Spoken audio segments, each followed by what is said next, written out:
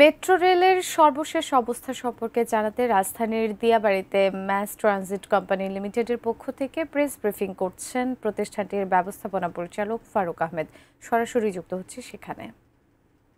Investigation চলতেছে, ওইটার আগে আমি কোনো জাজমেন্টাল হতে চাই না, বাট প্রবাবিলিটি হলো ডিজাইন ফল্ট হতে পারে, কনস্ট্রাক্টিবিলিটি হতে পারে, যেই জিনিসের উপরে বসাইতে বলছে যেই জিনিস দিচ্ছে এটা হতে পারে, অথবা ওয়ার্কম্যানশিপও হতে পারে, যেই কমপ্লায়েন্সে ডিজাইন করা হয়েছিল যেটা বলা হয়েছিল সেটা হয়তো কন্ট্রাক্টর করে নাই।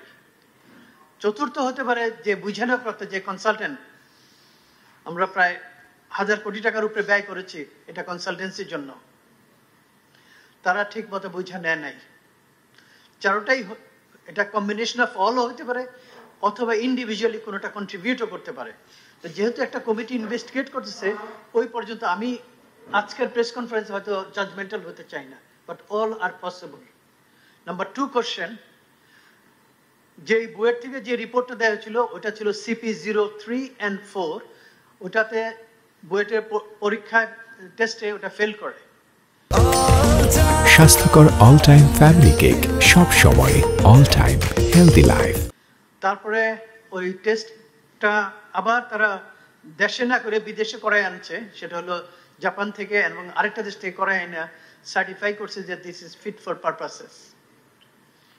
ওইখানে ওটা লাগানো হয়, কিছু বদলানো হয়, বাট ওই জিনিসই লাগানো হয়েছে CP03 and 4।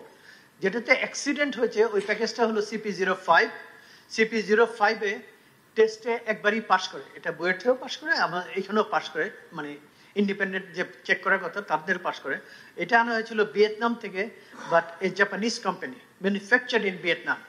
ঠিক আছে, আমাদের এখন যে ইনসিডেন্ট হয়েছে এটা একবারই পাস করে গেছিল, এটা কোনো অসুবিধা হয়নি।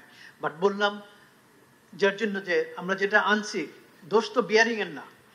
প্রফেসর শামসুল হক সাহেব ভেরি ক্লিয়ারলি বলেছেন, দোষ কিন্তু বিয়ারিং এর না, বিয়ারিং যে লাগাইছে, যেভাবে লাগানো হয়েছে বা যে বুঝে নেওয়ার কথা সে বুঝে নিছে কিনা, ওইগুলি আমাদের দেখতে হবে। তো যেহেতু এখন investigation committee within 1 more week রিপোর্টটা দিবে, তারপরে হয়তো আমরা আরেকটা প্রেস কনফারেন্স করতে হবে, ওই আপনাদের জানাই দিতে হবে যে তাদের কি রিকমেন্ডেশন এবং আমরা কি করতে পারি। ফারুক ভাই, বুঝে নেওয়ার দায়িত্বটা আসলে তাহলে কার ছিল, বা বুঝে নেওয়ার দায়িত্ব কি আপনাদের ছিল না? এবং আমরা দেখছি যে যে দুইটা পিলারে আসলে পড়ে গেছে বিয়ারিং প্যাড, সেখানে আমরা দেখেছি যে সিসিটিভি ক্যামেরা আপনারা স্থাপন করেছেন সার্বক্ষণিক তদারকির জন্য। শুধু যে ওই দুইটা থেকেই পড়বে এই ব্যাপারটা আপনারা কিভাবে নিশ্চিত হলেন? বাকিগুলোর আসলে কি অবস্থা হবে, এই ব্যাপারে কোনো আপনারা পদক্ষেপ নিচ্ছেন কিনা? জি না, বুঝে নেওয়ার দায়িত্বটা আপনি হয়তো, আমি জানি না আপনি কোন অ্যাঙ্গেলে বলেছেন। বুঝে নেওয়ার জন্য, যেহেতু এটা প্রথম মেট্রো ছিল বাংলাদেশে,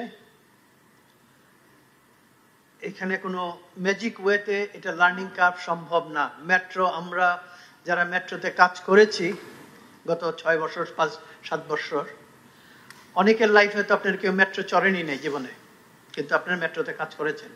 সুতরাং কেন হয়েছে ওটা ইম্পর্টেন্ট না, ইম্পর্টেন্টটা হলো ওয়ে ফরওয়ার্ড, আমরা কিভাবে এটা প্রিভেন্ট করতে পারি।